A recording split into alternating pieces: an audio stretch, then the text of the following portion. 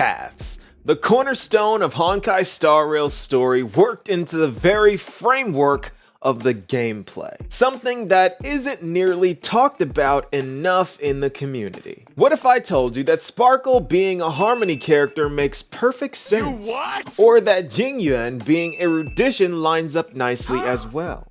Some would say it is a coincidence, but to me, it's not that simple. Because Hoyo does not do things for no reason. I believe that each and every character's in-game path has a purpose and isn't just chosen at random. In fact, in this series, I am proving that every character's in-game path represents an aspect of their life. Meaning that every character follows two paths. One for their lore faction and one that reflects a major side of their life that we see in game. For the sake of clarity, I will be referring to this second path as a type. So for example, a character like Jingyuan would be Hunt Path Erudition type. In the last video, I asked you guys to upvote the two characters you wanted to see in the next video. And to my surprise, Luka and Clara of all characters won. So I think it is time for us to dive into the first ever town we visit, Belobog. Honkai Star Rail in-game paths explained. Alright, so let's begin with the reigning boxing champion of the underworld and protagonist of the Shanzhou war dance, Luka. Luka is a preservation path nihility type character. Now, if I were to explain why Luka is nihility a few months ago, I would have been stumped. But recently, we had the Shanzhou War Dance event that truly shined a light on why Luka is a nihility type character. Let me explain. Luka was making waves in the tournament, going undefeated and managing to win match after match until he is matched with Boothill and swiftly met his match. You see, Boothill didn't just beat him in record time. He told him he wasn't a match for him and to simply turn and walk away. He told him that he would kill him if he stepped up to fight him, even though we all know Boothill wouldn't do that because come on, he's Boothill. But Luka didn't know this. And even though he chose to summon every ounce of courage he had to step up and fight, he was utterly defeated. And this loss shook Luka on a psychological level. And I don't believe most people know exactly why this shook him as much as it did. Because when you look into Luka's story, you realize that he doesn't even like fighting. Yes, he has his own reasons for why he fights and trains as hard as he does. Luka has seen the good and the bad in the world, and he believes that the only way to stop the bad and to protect the good is to fight it. Yes, he fights for all that is beautiful in the world, which is the most Honkai thing I have ever seen from Star Rail. But that's besides the point. The real reason why this shook him so badly is also because he's from the underworld of a planet that has been isolated from the universe for 700 years. Not only was the prospect of someone being so much stronger than him jarring, but it also shattered his motivation for fighting, because he realized that Boothill was able to simply look at him and realize that he was much weaker. So what good could Luka ever hope to protect? This is his first view of the universe, and this made him feel so much smaller and insignificant than he could have ever imagined. And he was already pretty self-deprecating when he started out, which left him questioning if his efforts to even stand and fight were all for naught. It was only through Tails' efforts that he was able to rekindle his fighting spirit by reminding him that yes, as a fighter, defeat is an inevitability.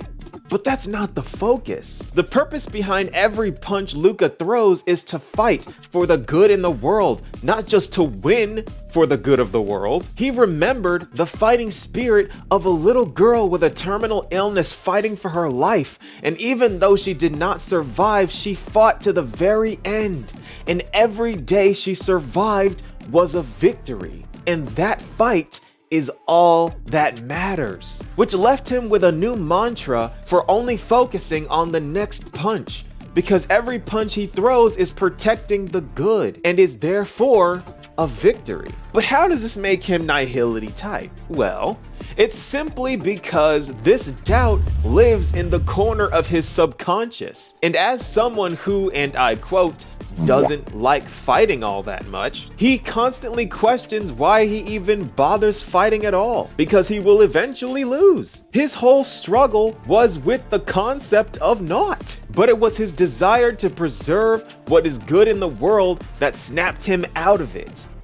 Preservation, nihility. Okay, so I think that sufficiently covers Luka, so let's move on to his fellow underworlder, the preservation path destruction type child prodigy of Belobog, Clara. You know, sometimes I feel like you guys choose the most difficult characters for me to cover, and I was really tempted to just talk about Svarog because there is absolutely nothing written about Clara specifically. I could just take this cop-out and just say that Svarog is destruction type because his main directive is to protect the underworld even if it means sacrificing himself, and destruction has the whole self-harm thing. But there's one thing you guys should know about me. I don't do things the easy way. You asked for Clara, so I'm gonna give you Clara to the best of my abilities. Let me cook. In her story, we meet a little robot named Pascal who has been stealing robot parts to repair itself. You later find out that Pascal has a unique AI that borders on sentience, very similar to Svarog. But the parts that it has been using to repair itself were corrupted by the fragmentum, and this corruption is terminal, which leads us to two options of how to proceed. Being the more logical option, Svarog suggests that we replace Pascal's core